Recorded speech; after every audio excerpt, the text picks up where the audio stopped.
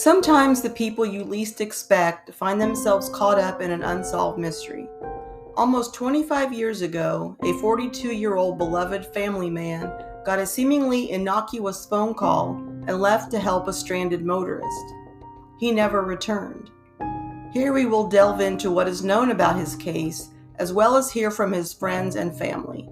Let's talk about Dale Williams.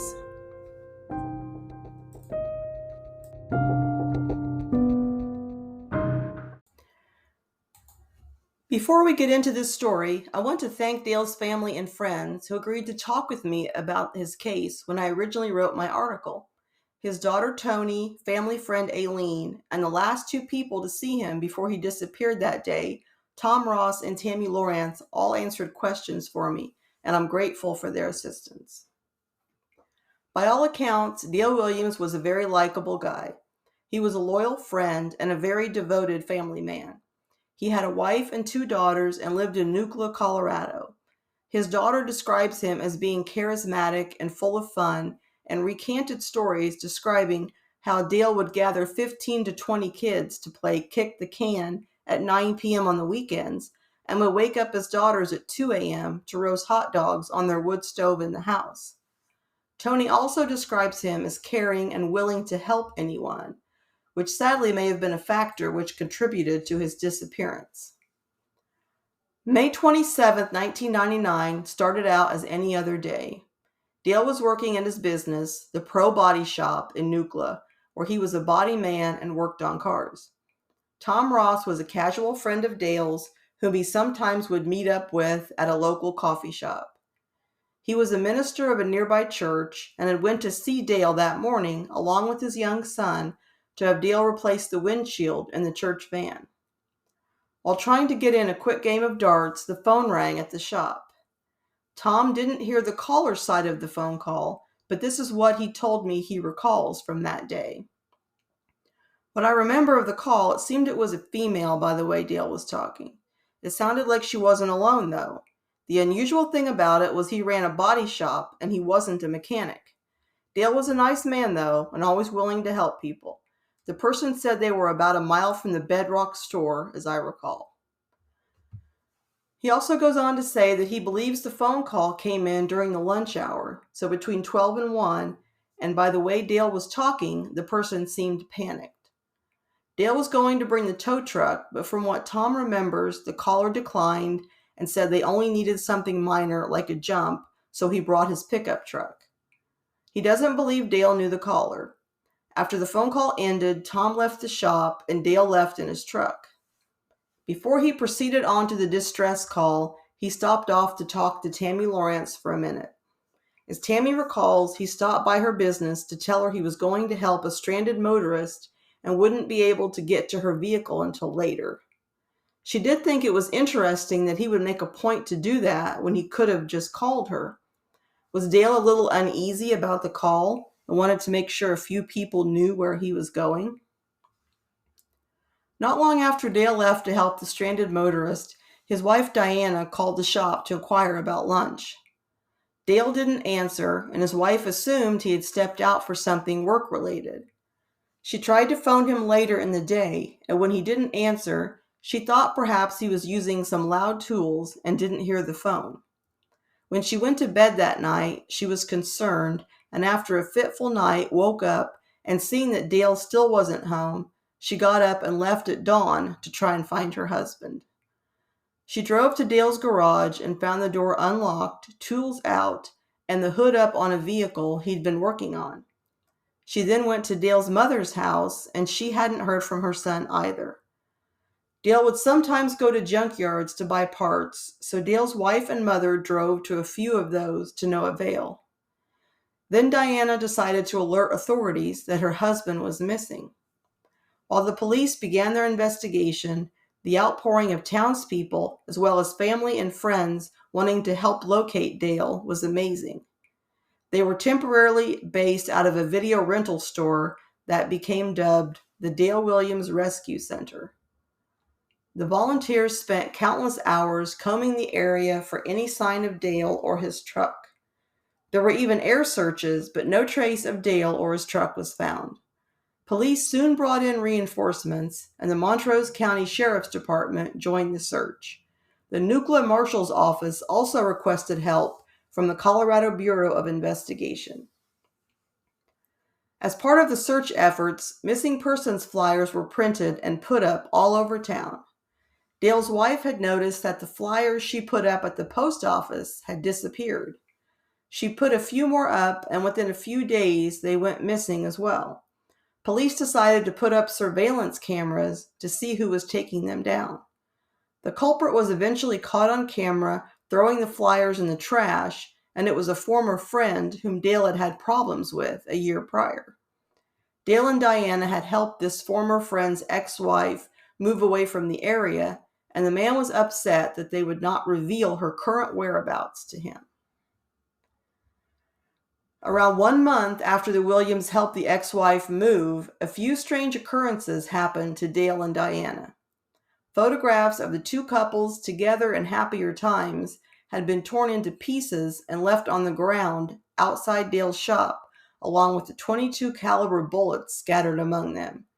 Shortly after that, a .22 gun was found in the return box of the video store that Diana worked at. It was later discovered that the photographs as well as the gun were stolen from Dale's shop. Diana did express her worry at the time of what might happen next, but Dale had reassured her and thought things would calm down.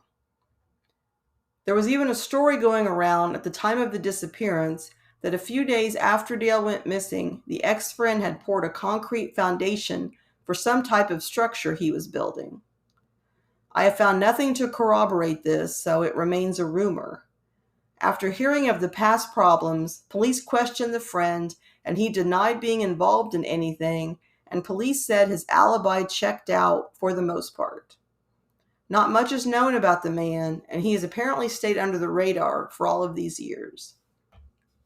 There were also a few reports of Dale being seen shortly after he went on the service call, but it's unclear whether these sightings are credible or people just mistaken about the time frame or what they think they saw.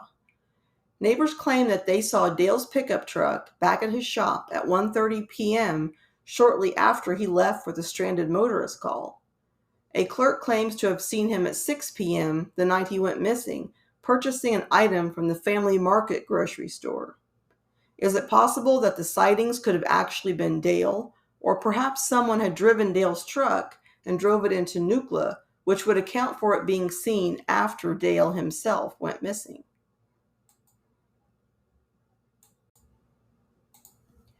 Then on July 4th, 1999, 38 days after Dale vanished, a local family was fishing at the junction of the San Miguel and Dolores River when they jumped into the water to retrieve a fishing line.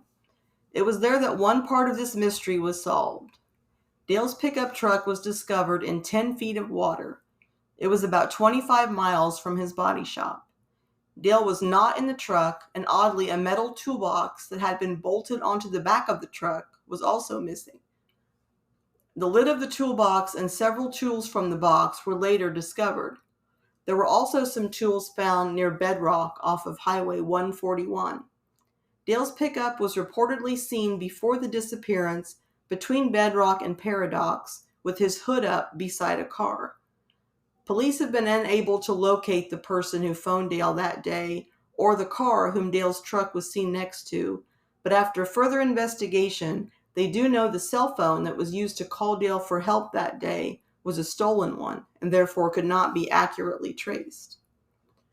It was quite certain to the authorities that the pickup truck was purposely driven into the river. The standard transmission was locked in low gear, and the ignition was on, and the angle between the highway and the river was very sharp with no sign of braking. The driver's side window was also partly down, and Dale's wife said that wasn't normal of his driving habits.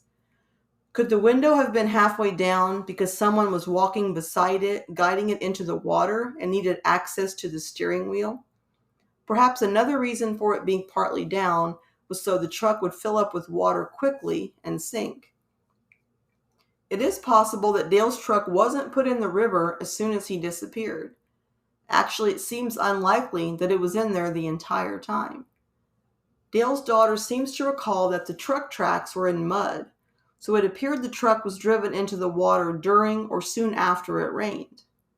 I did a little research, and there was very little rain in Nucla during the time Dale went missing, and only 2 days during the 38-day span was there any kind of significant rain, less than half an inch at that, and that was about 3 weeks after Dale disappeared. It's pure speculation, but it might indicate that Dale's truck was hidden somewhere else before it was ultimately disposed of in the river. Dale's truck eventually being recovered seems to be the only evidence ever found in his case, and yet it produces many questions. If Dale was abducted at the side of the road where the stranded motorist claimed to be, why not just leave his truck there? Why take the time and effort to dispose of it? Why was the toolbox missing? The fact that the lid and tools were found not far from bedrock, near where the caller appeared to be calling from, is also interesting. Perhaps Dale had them sitting by the side of the road while he worked on the car and was then abducted. In wrapping this story up, the question that keeps coming up is, why? Dale was very beloved in the town and had a close-knit family and many friends. It seems likely that Dale was lured to that area by the unknown caller, but again, why? Why would anyone want to harm Dale? The only possible motive that anyone may have had could have been the ex-friend who was unhappy with Dale. To my knowledge, there is really no evidence pointing directly to him, and he has denied any involvement. Would he have taken his anger to the point of abducting and harming Dale, having an accomplice make the call? If Dale has been murdered, why hasn't his body surfaced almost 25 years later, despite all the thorough searches around Nucla and the area where his truck was discovered? There are only questions and no answers in this case, which has to be incredibly hard on Dale's loved ones not knowing. Dale's wife, Diana, was fully in support of me when I originally wrote the article to get her husband's story more attention, but understandably declined to discuss the details of this very painful chapter in her life. Dale's daughters, Tony and Sarah, have done their best to keep their father's case alive. They have a Facebook titled Missing Dale Williams, where they show pictures and memories of Dale and urge anyone with any information to share what they know.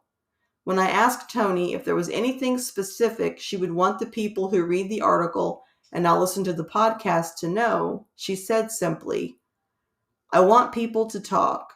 I want people to share with the CBI what they know. We deserve to know what happened to our father and to have this case closed, to see justice." I couldn't agree more.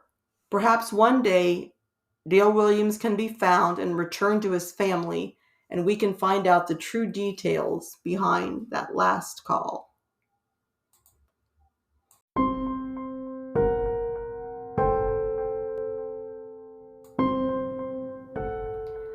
That concludes the podcast on Dale Williams. If you enjoyed it, please leave me a rating or review on your favorite podcast app. You can find my podcast on Spotify, Apple Podcast, Amazon Music, and iHeartRadio. It is one word, Lost and Found Podcast. I post a new podcast every other Sunday, and as always, you can find all of my articles as well as links to my latest podcasts on my website at Lost and Found Blogs, and you can contact me via email at lostandfoundpodcast@yahoo. And remember that cold cases stay cold because their story stops getting told.